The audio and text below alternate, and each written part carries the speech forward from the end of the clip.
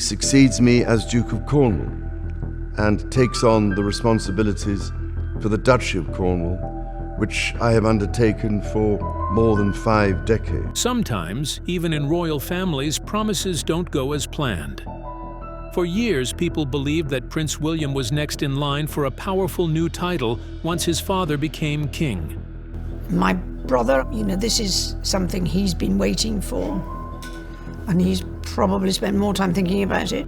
But something unexpected may have just happened behind palace doors. There's talk that King Charles has refused to hand over what William was promised. Could this be the start of a deeper royal rift? And what does it mean for the future of the monarchy? We kind of knew what the rhythm of the year was, so things like that will change, and how we are part of the support for the monarchy may change slightly. Who knows? Join us as we uncover why Prince William is being left waiting, and what King Charles's decision really means. The hidden struggles of Prince William. On the surface, Prince William looks like he's got it all under control. He walks into royal events with his shoulders back, his voice calm, and his expressions steady. He greets the public with a firm handshake, a polite smile, and words carefully chosen. My father's first words on entering Westminster Abbey yesterday were a pledge of service.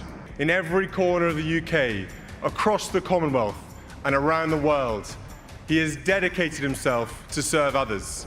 Most people watching think he's fully at ease, like he was born to carry the weight of the crown. But that image hides something deeper. Losing his mother, Princess Diana, at just 15 years old, was not something any child is prepared for. But for William, it happened in front of the entire world. He wasn't allowed to just mourn like a regular teenager. There were cameras, crowds, headlines. When he walked behind Diana's coffin with his brother Harry, his face was completely still. People praised him for being brave, but few stopped to wonder what it had cost him to stay that still. That moment froze something inside him. From then on, he knew that showing too much emotion could be used against him. So he learned to bottle things up, and that habit didn't fade with time. As he grew older, the media didn't leave him alone. Every move he made was picked apart. If he smiled too little, he was cold. If he looked tired, they asked if something was wrong in his marriage. If he kept quiet, they said he was distant. Every decision was judged against an image of royalty the press helped build, and it was always a moving target. Even as a student at St. Andrews, where he met Catherine, reporters tried to sneak into classrooms, stalked him on campus, and tracked him on vacations. The expectations placed on him were about becoming a symbol. A future king had to look stable, sound strong, and never shaken. He couldn't be too emotional, too open, and too ordinary. But William was a young man trying to figure out who he was while being told who he had to be. The rules were strict. Smile when needed, don't complain, don't cry in public, never show anger. And when mistakes happened, as they do in any young person's life, he couldn't just brush them off. Each one came with a headline, a photo, and an article judging his character. It's not that William never tried to speak about how hard things were. In recent years, he's opened up a little more, especially around mental health. Really, we were happy to show him off to whoever wanted to see him. As any new parent knows, you're only too happy to show off your new child, and He's admitted that being an air ambulance pilot exposed him to emotional moments he had to carry home. But even then, his words are careful.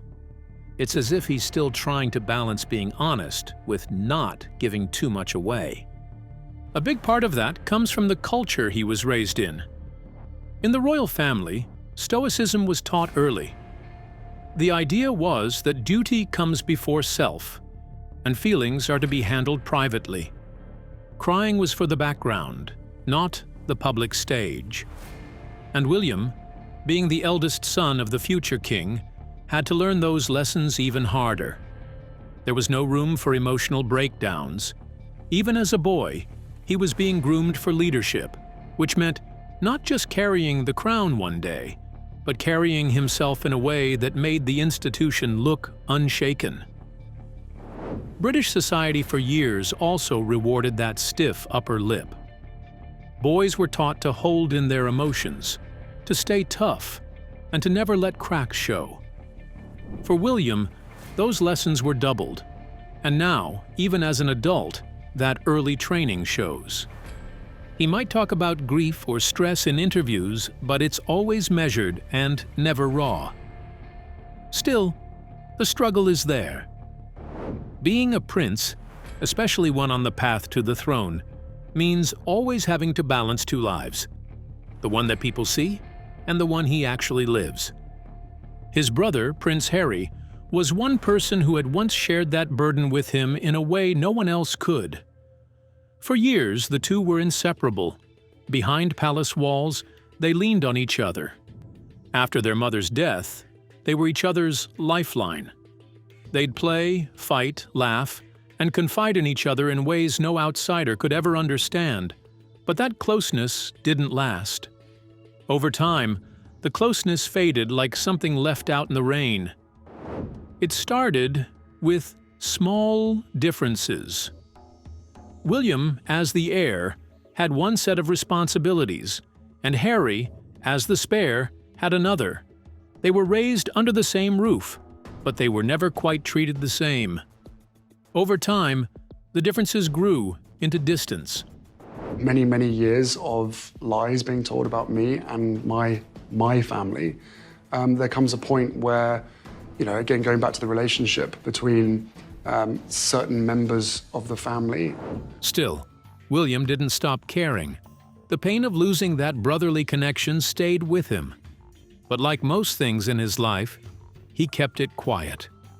To the world, it looked like he was focused on duty and moving forward. But to those close to him, there were signs. When Harry and Meghan announced they were stepping back from royal duties, it shook something inside William. The move felt like his brother was walking away from him and from the life they were supposed to face together. What made it even harder was the way it all played out. There were words exchanged that stung, especially when Harry spoke about feeling unsupported and pushed out. William had always believed that family business stayed within the family. So when their rift became a global talking point, it added a hurt that couldn't easily be explained or defended against.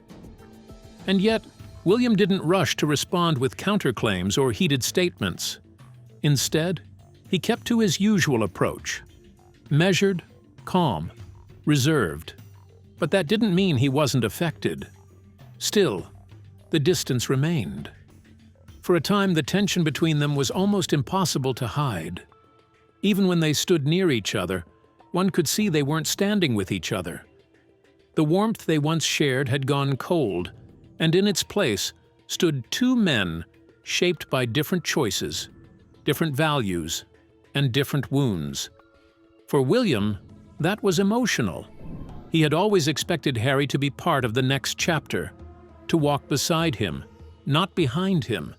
And now, that future had changed. And, as we're about to reveal next, we must first see what and who William is protecting, to understand why William now feels betrayed by his father. The evolution of a prince. William has built a world with Catherine that gives him comfort, even when everything outside feels uncertain. Their relationship is solid. Catherine is more than a royal consort. She's his anchor. Through public storms and private heartaches, she stands beside him with quiet strength, never competing, never complaining. In moments when duty drains him, or memories of his mother resurface, she gives him the space to breathe and the strength to keep going. Their children, George, Charlotte, and Louis, are at the heart of it all. William lights up around them. He laughs more, softens more. Where the world expects him to wear the crown, they just expect him to be Dad. In their smiles, he sees a peaceful childhood, something he never got to hold on to himself, and he's determined to protect that. He's often said that he doesn't want his kids to grow up under the same shadows he did. He knows what it's like to have cameras pointed at you before you understand why they're there, to be told to smile when your heart is breaking. So now, he makes different choices. He wants his children to know love before duty, laughter before protocol, and home before palace. William isn't trying to rewrite the monarchy in one stroke, but within his family, he's drawing a line. He refuses to pass down the pain he had to swallow. Instead, he's building something warmer, because the crown isn't worth much if it costs them that. Prince William has spent years preparing, absorbing, and observing the throne. He's seen the triumphs and mistakes of the generations before him, and knows that being next in line is about direction, not just inheritance. Every visit he makes, every meeting he attends, and every document he reads at Kensington Palace or Windsor is part of a larger learning process. From his years in the RAF Search and Rescue Force to his time with the East Anglian Air Ambulance, William stepped away from palace walls and into real-world jobs that most royals would never touch. He saw death, trauma, and ordinary families break under pressure. That experience grounded him and taught him what service actually means. That the man helping to rescue him, well, it was the future King of England. Prince William, as you may know, everybody, is a rescue helicopter pilot. Once he flew that man to the hospital, William stayed with him in the emergency room for 40 minutes. He sat in private rooms with prime ministers, military chiefs, global leaders, and local volunteers. He's walked through shelters, community centers, mental health clinics, and even the rougher corners of towns like Burnley and Sunderland, where respect has to be earned. Behind the scenes at events like the Earthshot Prize, William has spent late nights reading briefs and asking tough questions. But as he watches his father, King Charles, take the throne in his 70s with decades of views behind him, William knows the world they're ruling isn't the same one it was even 10 years ago. Climate change, racial tension, and shifting values around the monarchy itself are all part of the new reality. And William isn't trying to replicate what came before. For example, Prince William was once fully in support of a slimmed-down monarchy, the idea strongly pushed by his father, King Charles. The plan was to reduce the number of working royals, cut unnecessary costs, and present a more modern, efficient image of the royal family. At the time, William echoed his father's thinking, especially during the period when public criticism over royal spending was growing.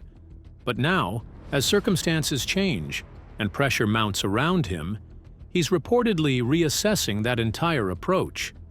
He's starting to see that too much reduction might weaken the institution's presence, especially as responsibilities grow and public expectations remain high. He's also shown signs of this through small but meaningful choices. Unlike past royals who stayed distant from politics, William has spoken boldly on environmental issues, showing he's not afraid to take a stance. He's also championed causes around homelessness, youth mental health, and social inclusion. And when Catherine launched her Early Years Initiative in 2021, he backed her fully in public, strategy meetings, and planning sessions behind the scenes. William knows it's no longer enough to be a symbol. He's seen how fast public support can change. So rather than simply waiting for the crown to land on his head, he's shaping what it will mean when it does. But even with all that preparation, nothing could fully steady William for what stood before him at Westminster Abbey, a place he knew well. He'd walked down that aisle for happier times, most memorably on his wedding day in 2011. But this was different. The coronation of King Charles III wasn't just a moment for the new monarch. For Prince William, it meant a shift in roles, responsibilities, and something more. During the ceremony, in front of over 2,000 guests, foreign dignitaries, and millions watching from home, Prince William stepped forward to kneel before his father. He pledged his loyalty as the future of the crown. Then, in a moment that surprised even the most seasoned royal watchers, he leaned in and kissed his father on the cheek.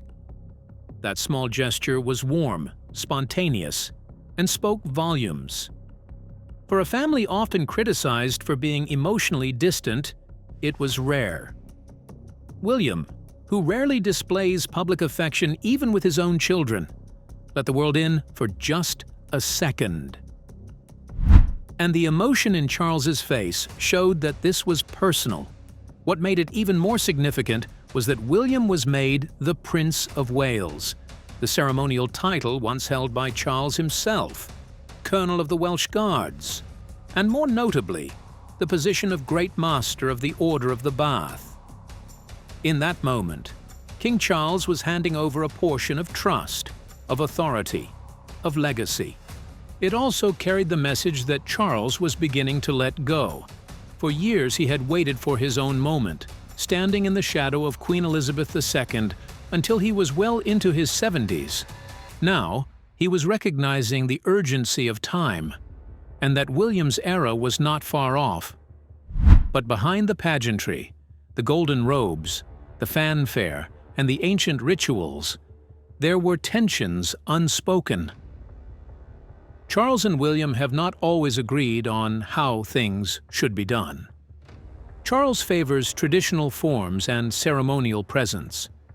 William prefers leaner operations, modern messaging, and more direct public engagement. And so, while the father handed something over in form, the son received it with his own quiet resolve to carry it differently. Even their body language that day told part of the story. William followed the cues, did what was expected, but there was something restrained in his movements. He didn't lean into the spotlight. Instead, he stayed focused, calm, almost somber. Those close to the family said later that he was moved, but also aware that this was about what's next. He was no longer simply the Duke of Cambridge or the Prince of Wales. From that moment, he was the heir in waiting, in a way that felt tangible. He knew that the next time such a ceremony happened, he'd be the one crowned. And in that knowledge was pressure, but also clarity, because this ceremony was about Prince William stepping closer. But what really was Kate Middleton's role in all of these? Catherine's influence. On Prince William. As Prince William takes on more responsibility and wrestles with the emotional weight left behind by his family's legacy, Catherine Constant stands beside him as an anchor in a world that still hasn't made room for vulnerability. Without her, his path might have already crumbled beneath him. Catherine's strength comes from knowing when to step forward and when to step back. When the pressure is highest, she becomes calm. When William can't show pain, she becomes the one who carries it with him, without words or fuss. Her support is seen in the way she stands just behind him, never overpowering, yet always present. An example is their appearance at the 2023 BAFTA Awards. William, attending as president of the organization, was subdued, almost distracted. But Catherine turned heads with her confidence. She wore a reworked Alexander McQueen gown, an outfit she had already worn years before. That was a subtle and powerful message. In a world obsessed with novelty, she was repeating, reusing, and representing stability, sustainability, and resistance. It's that same mindset she brings into her family life. She has chosen, very deliberately, to raise her children with privacy and care, stepping away from many traditional royal parenting styles. At Adelaide Cottage, the family's home in Windsor, they've built a different world for George, Charlotte, and Louis. Far from the palace corridors filled with staff and ceremony, their home is less formal, more human. School runs, sports events, even regular park visits, all handled by Catherine. And when she chose to step back from royal engagements in early 2024 following her abdominal surgery, the public finally saw the boundaries she rarely shows. Even before the news of her cancer diagnosis was made public, she had already made a choice to place her health and her children above appearances. That was a kind of strength many in the royal family never learned how to wield. Sources close to the family said Catherine insisted on shielding her children from speculation during those months of silence. Even when public pressure mounted, when social media buzzed with theories, she didn't waver. She protected their space. And when she finally did speak, revealing her diagnosis in a simple and heartfelt video message, it was filmed in Windsor, where she was seated on a bench in daylight. The setting reflected who she had always been: present, natural, and strong without pretending. Behind the scenes, it said Catherine is William's most trusted advisor. When royal aides come and go, and public opinion shifts with the tide, it's Catherine who remains steady. She understands the institution, but she also understands the person within the prince. She's the one who reminds him who he is when the system tries to turn him into someone else. And she does it all without raising her voice or demanding credit. In a family often defined by drama or distance, Catherine has rewritten what power looks like. She's doing so by pulling her family close and protecting what matters: love, health, and the hope that her children won't grow up under the same shadows that haunted their father. Prince William's path has been slow, steady, sometimes painful. However, there is no doubt that it has always been deliberate. And as the weight of the crown slowly inches closer to his shoulders, what stands out is the way he's learned to carry grief, duty, and expectation with a kind of grace that's rare in public life. Unlike some royals who sought to control their narrative through controversy or withdrawal, William has stayed. He stayed within the system that shaped him, even when that system chipped away at who he was. And over time, he started to shape it. William has become the kind of leader who listens more than he speaks. He's learned that real influence doesn't come from commanding attention, but from earning respect. Whether he's meeting with veterans at Headley Court, visiting rough sleeping shelters in Leeds, or championing mental health initiatives through Heads Together, he stays for the real work. He listens, he learns, he makes people feel seen. This wasn't always his natural instinct. He grew up in a palace where silence was safety, where emotion could be turned against you, and where the walls remembered every mistake. But as he grew into his own role, he realized that the next era of monarchy can't survive on ceremony alone. It has to feel real. And that means showing more of who you are, even when it's hard. Catherine has helped him become that kind of leader. Her grounded presence, her understanding of the world outside the palace gates, and her fierce protection of their children have all created a home that feels real in the middle of royalty. By prioritizing mental health, refusing to overexpose their children, and stepping back when needed, she has brought emotional honesty into a place that once feared it. And now, as William steps deeper into his future role, the changes are visible.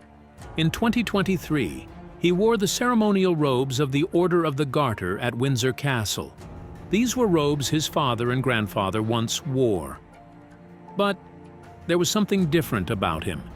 There was a softness in his eyes, an awareness that he was thinking about how to carry it forward without letting it crush the man beneath the symbols.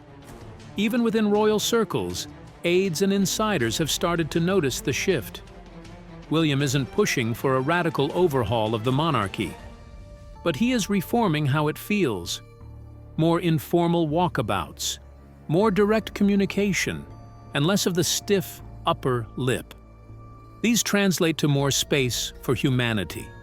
Beyond a fairy tale or a perfect redemption arc, this was a man who's had to live under a microscope his entire life, choosing not to break or run, but to build. William doesn't need a throne to prove who he is. Every small choice he makes speaks louder than any crown.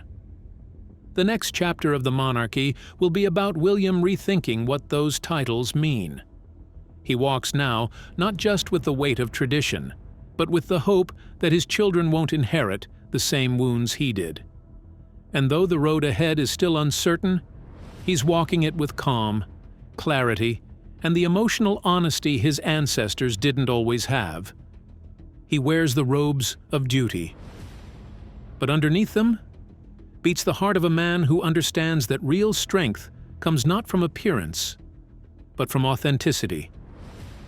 What do you think about the way Prince William is shaping the future of the monarchy? Do you believe he's doing things differently from his father in a good way?